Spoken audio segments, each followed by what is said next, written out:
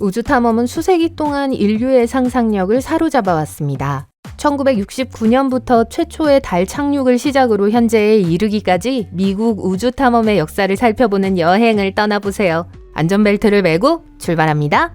우선 달로 여행을 떠날 시간이에요. 아폴로 프로그램에 대해 이야기해 볼게요. 아폴로 프로그램은 인간을 달에 착륙시키기 위한 일련의 유인 우주 임무였어요. 또한 미국이 우주 최강국임을 전 세계에 알리기 위한 나사의 노력이기도 했죠. 아폴로 프로그램은 1961년에 채택되어 1975년에 공식적으로 종료됐어요. 1968년 최초의 유인 아폴로 7호 탐사를 시작으로 1969년 아폴로 11호 탐사까지 각 미션은 이전 미션의 성공과 교훈을 바탕으로 이루어졌죠. 그해 7월 20일 닐 암스트롱과 버즈 올드린은 인류 최초로 달에 발을 디딘 사람이 됐어요. 마이클 콜린스는 커맨드 모듈에서 요새를 지키고 있었고요. 달 착륙은 우주 탐험의 중요한 이정표였어요. 전 세계 수백만 명의 사람들이 이 장면을 지켜봤는데요. 암스트롱의 인간에게는 작은 발걸음, 인류에게는 거대한 도약이라는 유명한 말은 인류의 성취를 증명하는 증거로서 오랜 세월이 지나도 여전히 메아리치고 있습니다. 인류 역사상 가장 위대한 순간 중 하나로 꼽히는 건 당연한 일이죠. 그 후 나사는 유명한 아폴로 13호 탐사선 등 더 많은 탐사선을 달에 보냈어요. 안타깝게도 몇 가지 기술적 문제로 인해 달 착륙을 중단해야 했지만요. 아폴로 프로그램은 미국의 기술력을 과시했을 뿐만 아니라 과학 전반에 큰 영향을 미쳤습니다. 달 착륙을 통해 달에서 샘플을 채취하고 달의 지질과 역사에 대해 더 많은 것을 배울 수 있는 장비를 설치했어요. 또한 많은 젊은이들이 과학과 기술을 공부하도록 영감을 주었죠. 하지만 달 착륙은 시작에 불과했습니다. 70년대 아폴로 프로그램이 종료된 후 전 세계 우주기관은 새로운 목표와 도전에 관심을 기울이기 시작했어요. 달은 전체를 탐사하기로 결정한 거예요. 보이저 1호와 2호는 보이저 프로그램의 일환으로 1977년 나사에서 발사한 2대의 우주선입니다. 이들의 주요 임무는 태양계 외곽을 연구하고 목성과 토성을 최초로 근접 촬영한 이미지를 제공하는 거였어요. 이 친구들이 얼마나 대단한지 천왕성과 해왕성에 대한 데이터와 멋진 사진들도 보내줬어요. 그리고 거기서 멈추지 않았어요. 1차 임무를 완수한 후에도 여행을 계속하며 태양계 외곽과 그 너머를 탐험했죠. 실제로 보이저 1호는 지구에서 235억 킬로미터 이상을 여행한 인간이 만든 물체 중 가장 멀리 떨어져 있는 물체예요. 보이저 1호와 2호에는 골든 레코드라고 불리는 외계 생명체를 위한 특별한 메시지가 담겨 있습니다. 이 기록에는 음악, 여러 언어로 된 인사말, 키스 소리 등 지구에서 온 이미지와 소리가 담겨 있어요. 우주 키스의 형태로 지구에서 온 러브레터를 가장 먼저 받고 싶지 않은 사람이 어디 있겠어요. 그러니까 혹시 외로우시다면 어딘가에 인류의 작은 조각을 가지고 우주를 여행하는 2개의 작은 탐사선이 있다는 사실을 기억하세요. 그다지 기분이 나아지진 않을까요? 어쨌든 1970년대에서 80년대로 넘어가면서 우주 탐사는 우주 왕복선 프로그램의 발사와 함께 새로운 시대로 접어들었습니다. 우주 왕복선 프로그램은 1981년부터 2011년까지 나사에서 운영한 유인 우주선 프로그램이에요. 로켓처럼 수직으로 발사하고 비행기처럼 수평으로 착륙할 수 있는 재사용 가능한 궤도선을 사용해서 여러 임무를 수행한 최초의 우주선이었습니다.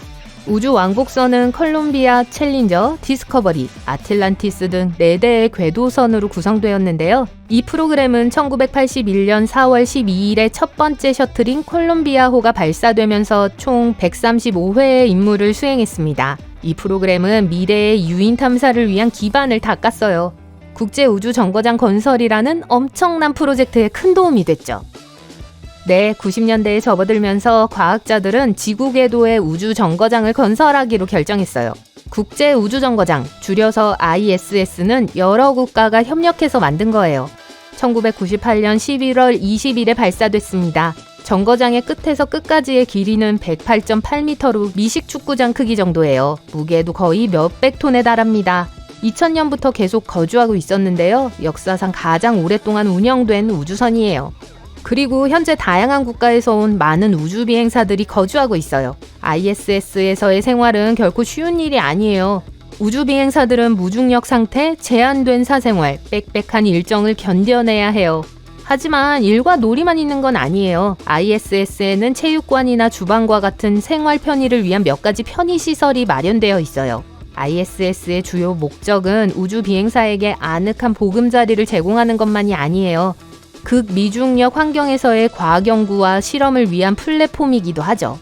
ISS는 인간의 건강과 생물학부터 재료과학과 기상학에 이르기까지 모든 것을 연구하는 데 사용되어 왔어요. ISS는 과학적 기여 외에도 국제협력의 상징이기도 해요.